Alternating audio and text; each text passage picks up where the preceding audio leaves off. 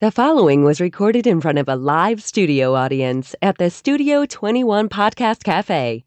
This is the United Podcast Network.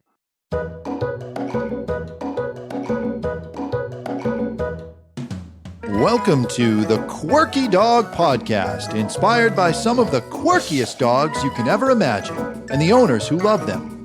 This podcast is brought to you by the quirky couple themselves, Scott and Jess Williams. Their aim is to educate and entertain.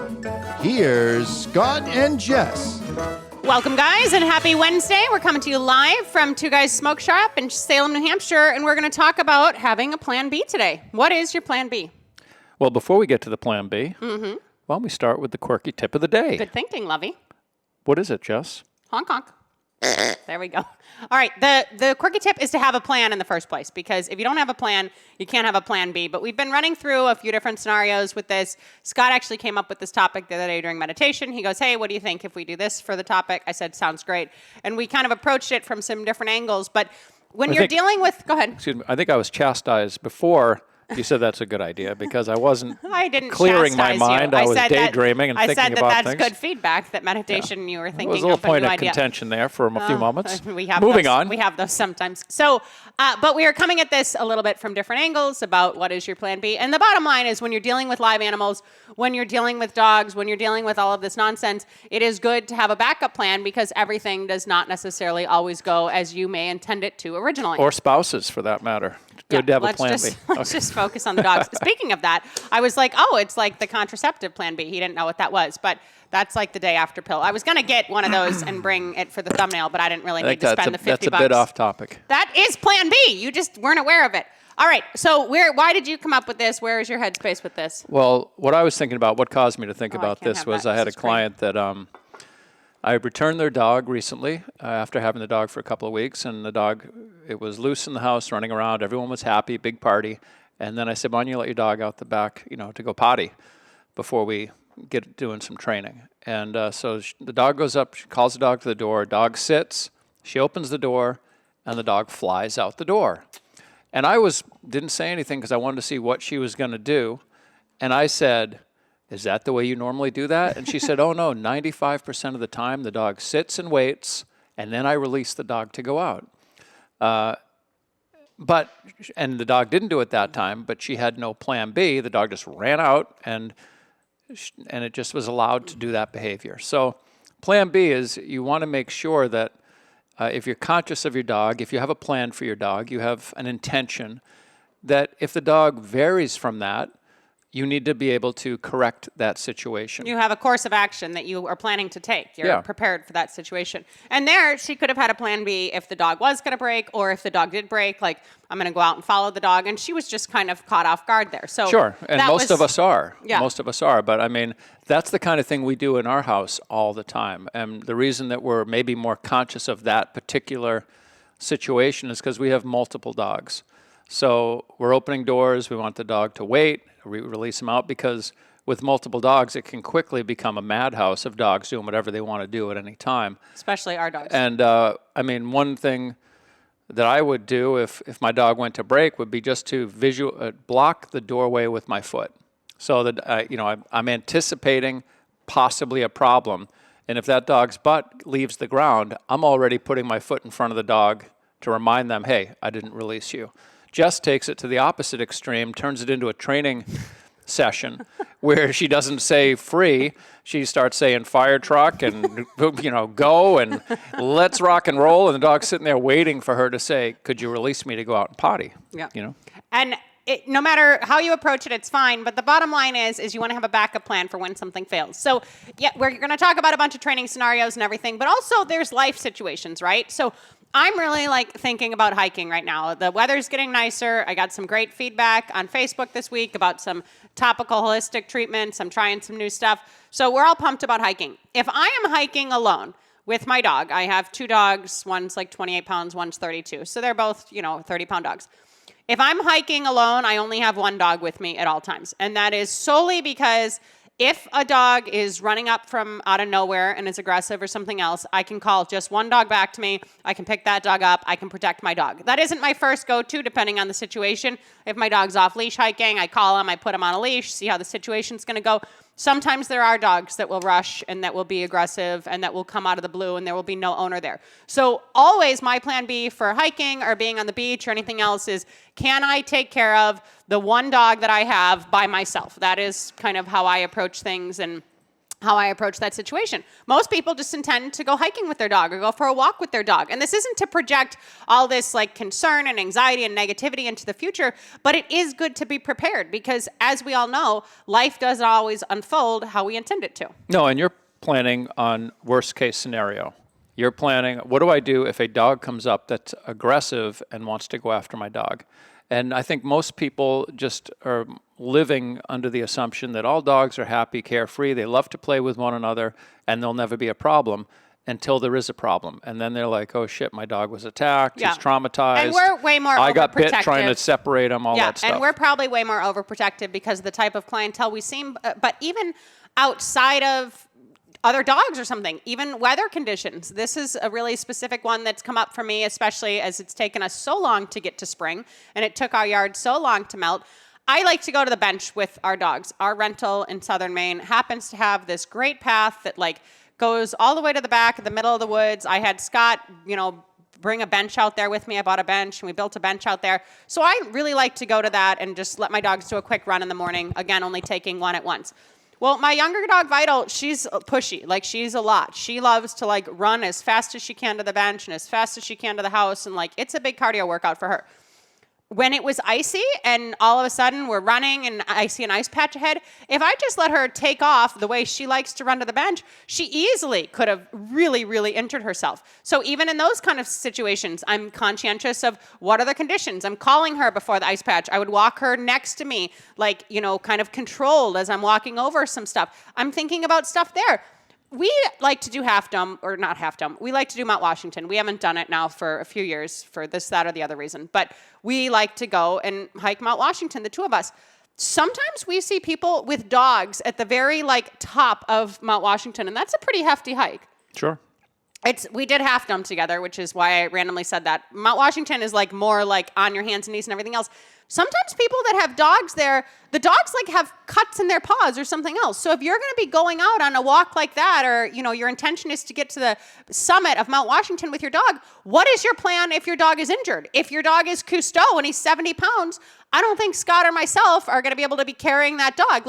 Have a plan for these types of situations. And again, it's not to be paranoid. It's that sometimes just a simple hike can be interrupted by an aggressive dog, can be interrupted by inclement weather. Your dog could get injured. What would you do if your dog was 3-legged and you were 8 miles from the car? That's stressful to me. I have to plan on carrying Cousteau and you for the rest of the trip. They do have these cool things that you wrap around that you can carry for hiking. I don't even know how to describe them, but they're emergency packs that I've seen that are cool.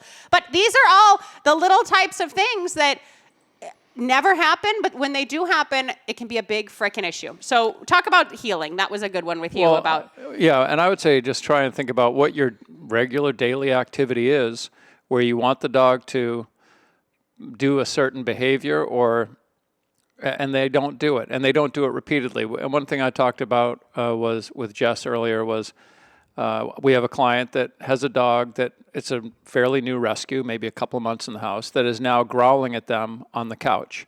So they sent video of the gentleman trying to pick this dog up, and the dog is looking like he's going to bite the guy.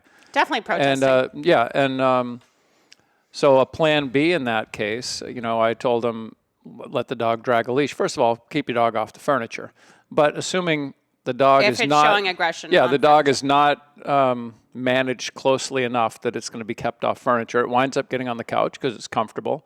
It's laying there. Now you go over to get the dog off the couch. It's already had one win where it's growling and keeping you from actually physically picking the dog up. So having a leash on the dog would be a plan B, where you can now remove the dog physically without having to get into the kind of bite range, if you want to call it that, by picking up a 6-foot leash and physically just pulling them off the couch, Yeah. Talk about your healing, too, because you had a lot of topics there with the healing. Yeah, I mean, well, first of all, you got to have a plan. Be constantly conscious of your dog when you're healing. And I had And explain what that means too. And I had a client tell me, the dog is healing. It's a little bit in front of me. It's not to your standards, but it's we're really happy because the dog isn't pulling. And I said, it's not about my standards. It's just simply about the definition of healing. Healing is the dog is, their shoulder is in alignment with your leg, whether you're sitting in a stationary position or you're moving.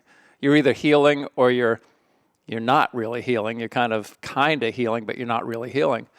And so, I mean, I would have a plan for forging. The dog is going to go out in front of me, and what am I going to do about it? And if your plan has been to just pull back on the leash every time the dog does that and it's not getting better, then that's not a good plan B. You need to come up with alternatives to get that straightened out. And Scott would frequently say, like, throw in frequent sits, do a pace change, maybe do a left-hand turn. If the dog, like, lunges out, juts out, he may do a 180 and turn over his right shoulder. But have a plan for if it goes poorly. And Scott says it's important to have the criteria. It is, but also dogs think in black and white terms, right? Like, they don't do well in this grayish area. And humans sometimes don't either. Like, sometimes the more clear-cut things are for us, the better. So if the dog's really clear that, okay, this is healing, I'm supposed to be right here, and then when I'm loose leash walking, I can be anywhere, it makes it much less of a mind fuck, for the lack of a better term, if you will, because the dog knows I'm either doing this or I'm not doing this, rather than, oh, it's close enough to this, because all that does is slip into more and more and more mush, and then you just have a dog pulling again. From our experience, what we see with our clients. I think that having a free walk,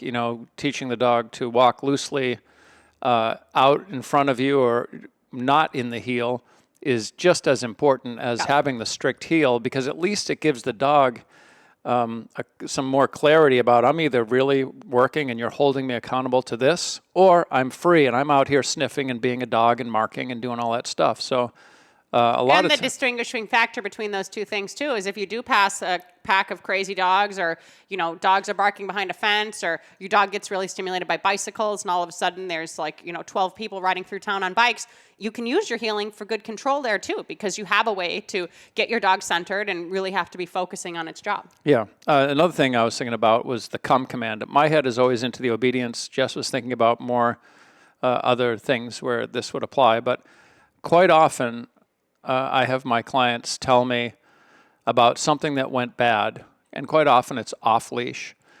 And I'll say, well, why did you do that? And they said, well, we wanted to see what would happen. And that's having no plan.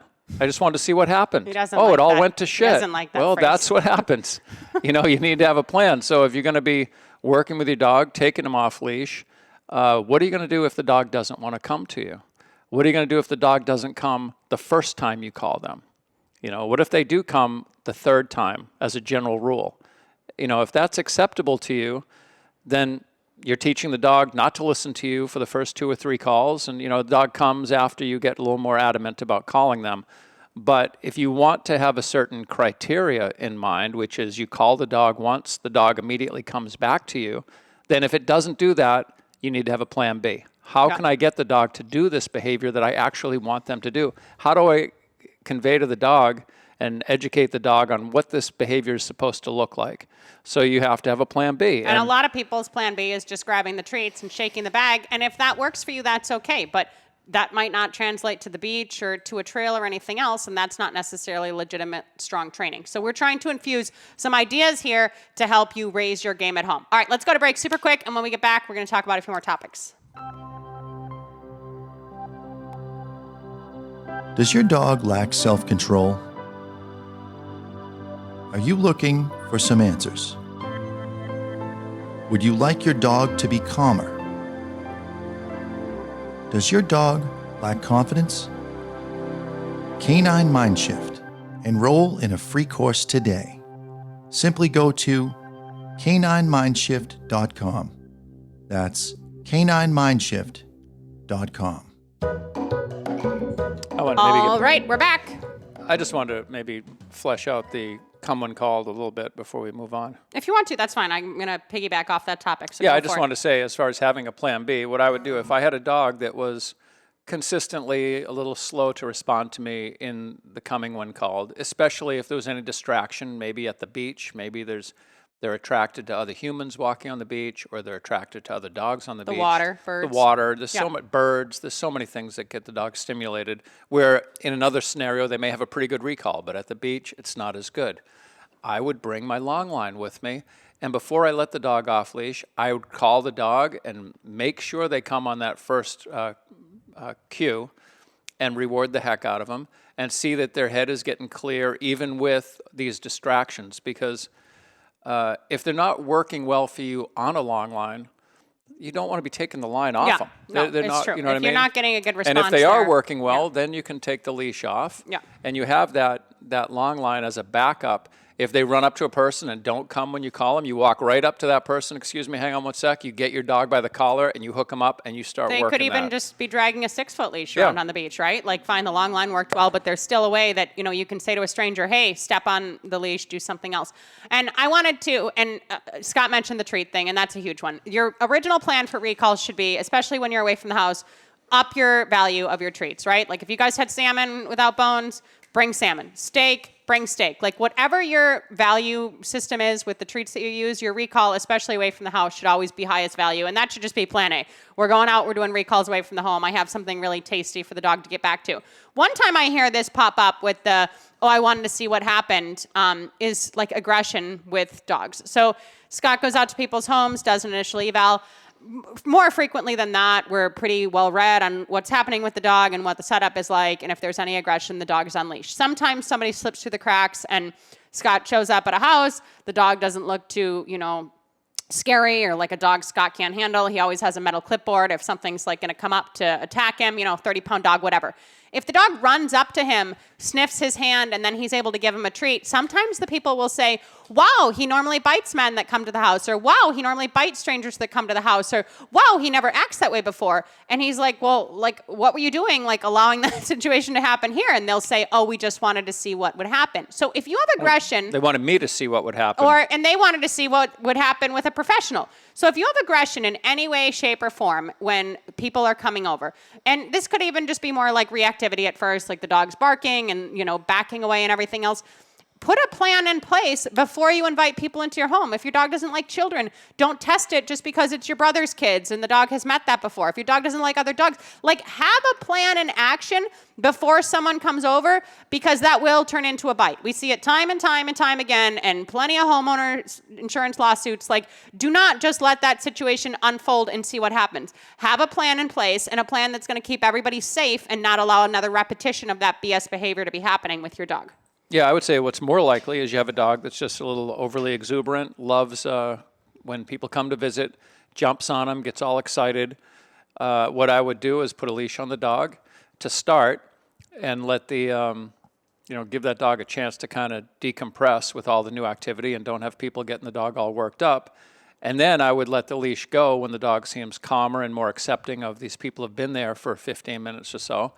And if there's some jumping at that point, you can grab the leash and you can choose to put the dog in the bedroom or, remove the dog from the situation so that you can enjoy the company, rather than let the dog just be annoying for the whole time and make excuses for the dog and say, well, he loves everybody. Yeah, that is a good point, because a lot of these bigger doodle mixes and stuff, it's not so much that there was a serious bite, but they jumped on an older person and maybe the person fell backward. They, scratched the skin with their nails because they were so exuberant and it was more thin skin. So just have a plan in place when people come over, because if you want to have people at your home and maybe you don't like people to come over, and that's fine, you shouldn't allow your dog to be an asshole. That shouldn't be your method of keeping people away. So have a plan in action and a plan B for if something doesn't go as planned, because you cannot count on the other people to do the perfect thing of feeding and turning and backing away and all of this stuff. Most people will reinforce the bad behavior. They'll say, it's okay, I love dogs, I don't care.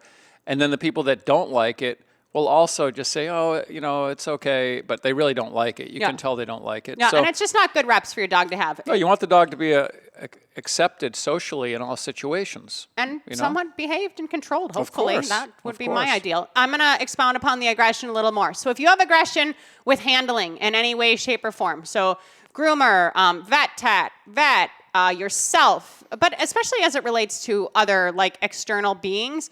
If your dog has been an ass before, when someone looks at the dog's ears, please do not bring the dog to a new vet and just like test that out for the new vet. Condition your dog to a muzzle. Get your dog to deal with that handling more. That should not be on the tech or the vet.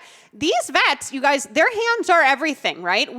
When Sarge had his vestibular bout, how many years ago? Do you think that was 5? Several, yeah. Yeah, we didn't know what was going on. The emergency vet said maybe it was a vestibular tumor nearby. Anyway, we brought him to a big high-end place in Scarborough, Maine. We were thinking of maybe getting an MRI. We didn't know what was going on. The vet there had recently been attacked, and she was like freaking pretty devastated. Like she had stitches in her she wrists. She was pretty like chewed up, and she was pretty like, I mean, Sarge is a very social She was a little gun shy. Yeah, but she had been coming off of that, and us being dog trainers, she was like, holy crap. But that's also their profession, right? Like if they're doing surgery and stuff, like their hands are everything.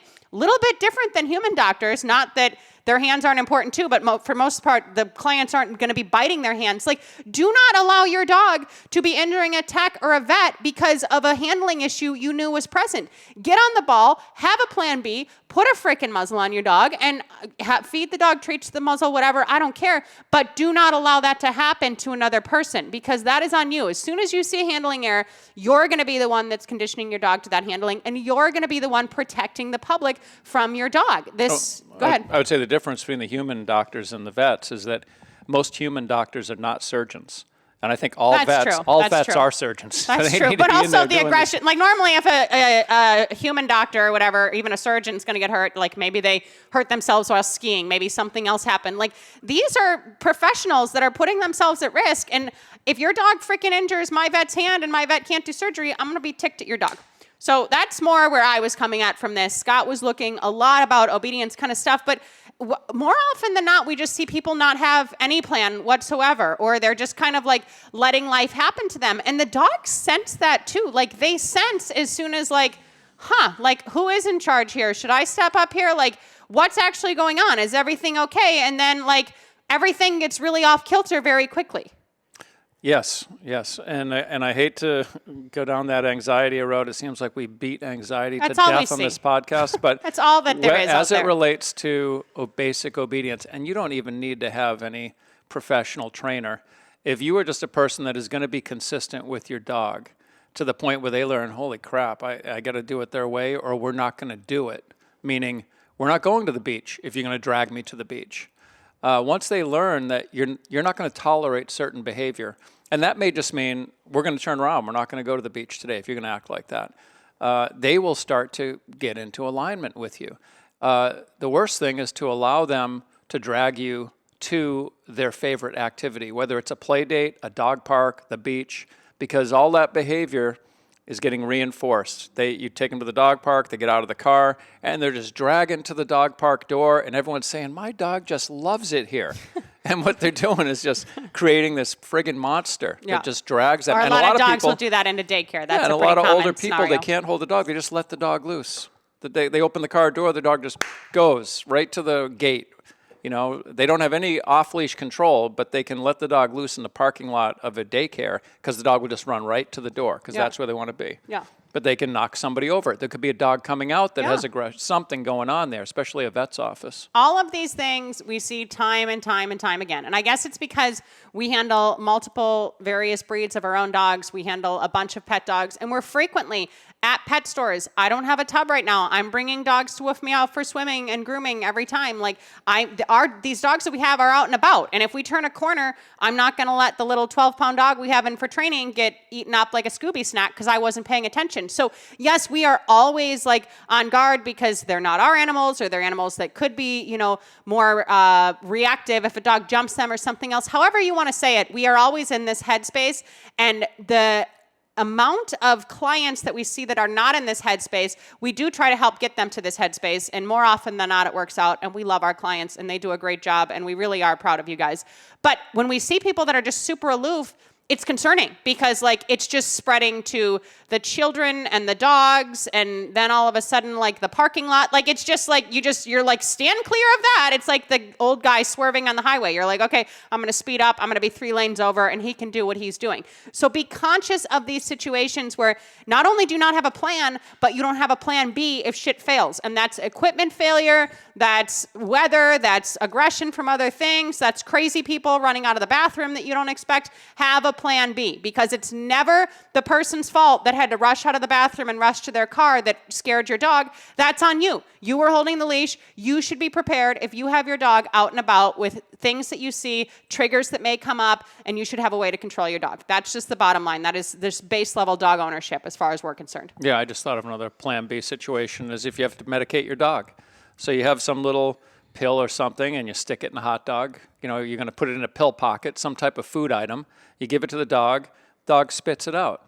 Now the dog won't take it. It's like, I know that you're putting a pill in that thing. I'm not going to eat it. Well, you got to get the pill into the dog. You need a plan B. So now you have to handle the dog. You got to make Scott's plan B would say, babe, spit it. Yes, give this dog a pill. babe, you got to pill this one. But the point is you got to pill the dog, which Yeah. means you got to put that pill at the back of their throat, close their mouth, and make sure that they actually swallow that tablet, Yeah, whatever and that it is a good You got to point. get the medicine You into have a them. spay, you have a neuter, you have Of course. antibiotics or pain meds. Like these dogs, We yes, want them to eat that's- it out of a pill pocket Yeah. or in a piece of hot dog. That would be great. That is a frequent But thing. we've that had a pops up. little dog. We had a little dog that she passed away last month. That she would take. You could hide the medicine in something once or twice, and then she knew. Oh, I'm not eating that. You got something in there.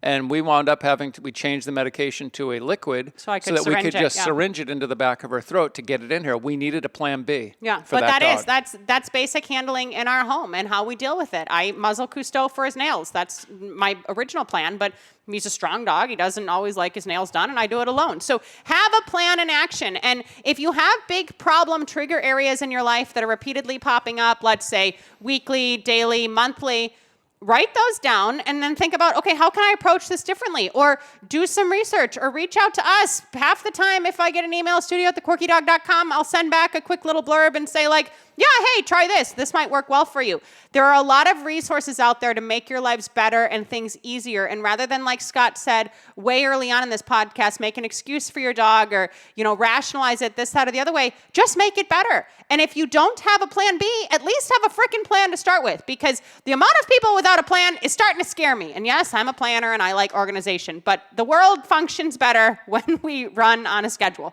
Yeah, and I'm not a big planner. And for that reason, quite often, I don't tell my dogs to do certain things or have when I do have an expectation, then I need to follow through on it.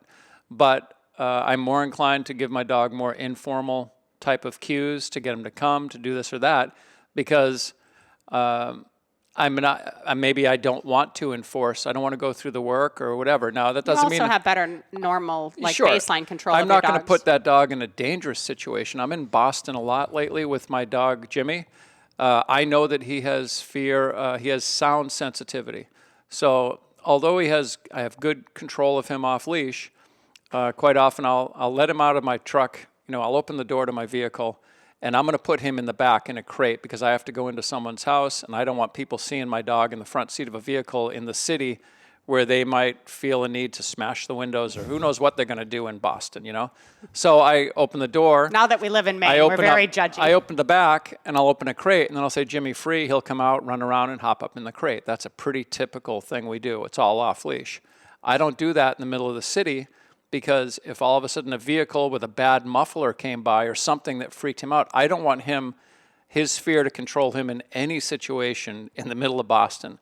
So I will either scoop him up under my arm or I'll put a leash on him and bring him out because I just want to make sure that he gets where I need him to be because I'm actually there to help somebody else. I'm not there to chase my dog all over Boston. Yeah, no, and that's a great example. And even, I'm going to tie that into the hiking before we close.